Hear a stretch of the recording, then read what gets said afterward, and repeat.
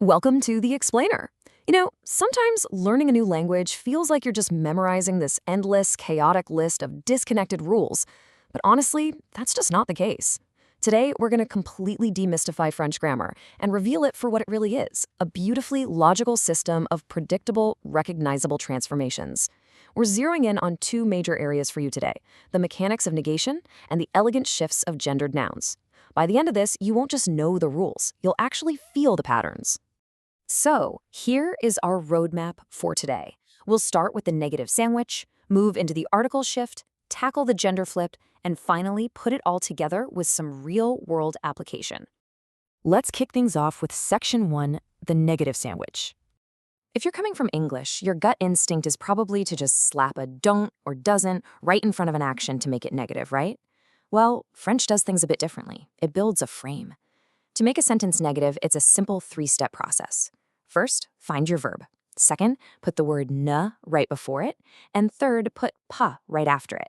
You're basically building a negative sandwich here, with your verb acting as the filling right in the middle. Let's actually see this transformation in action. In the affirmative state, you have je joue, I play. But to say I don't play, we build that sandwich, and it becomes je ne joue pas. Hear that? You can clearly hear how the verb, joue, is perfectly sandwiched between ne and pas. When you say it out loud, your ear just gets used to that negative frame. But wait, what happens if your verb starts with a vowel? Well, the French language absolutely hates clumsy vowel collisions. It's all about fluidity. So we have this crucial vowel exception.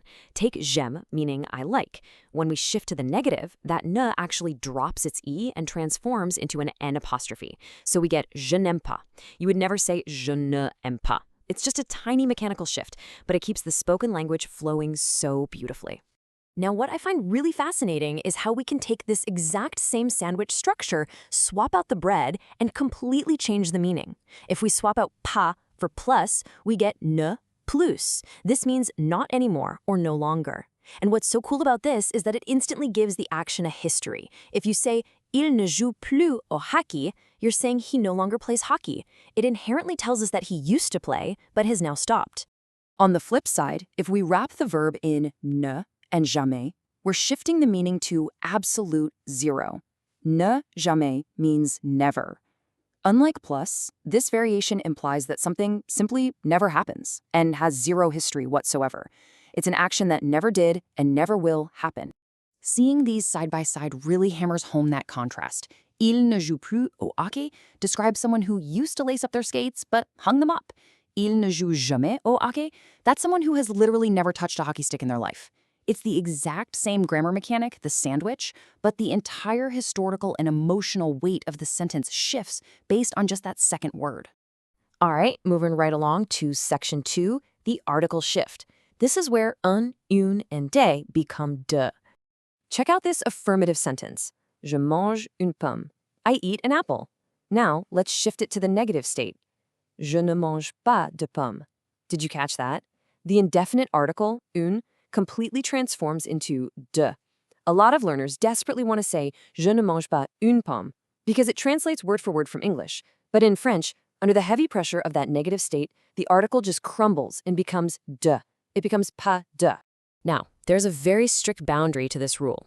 Definite articles, words like le, la, or les, meaning the, are strong. They stand their ground. They stay exactly the same in a negative sentence, like in je ne vois pas le chat. But indefinite articles, words like a, une, and des, meaning a or some, are weaker. They must shift to de. So elle pose des questions has to transform into elle ne pose pas de questions. Okay, let's pivot to Section 3, the gender flip, taking words from masculine to feminine. Consider this your ultimate cheat sheet. These 4 key patterns will cover the vast majority of gender shifts you're going to encounter. First up, the most common, just add an e. So un ami becomes une amie. Simple, right? Second, if a word ends in something like ien, you double that consonant before adding the e. So un musicien beautifully transforms into une musicienne.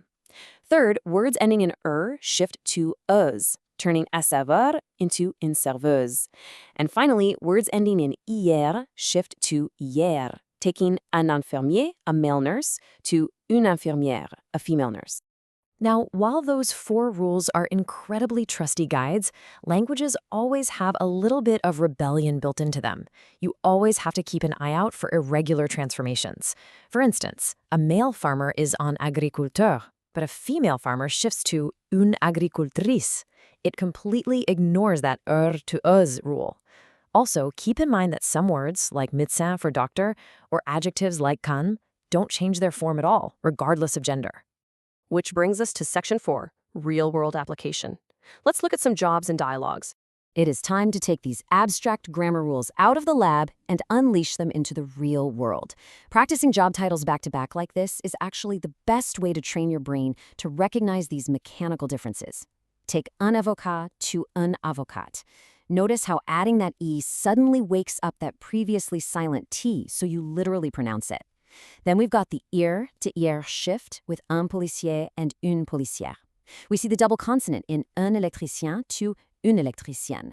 And the to use shift with un coiffeur to une coiffeuse. I highly recommend reading these aloud. Let your speaking muscles physically feel those transformations.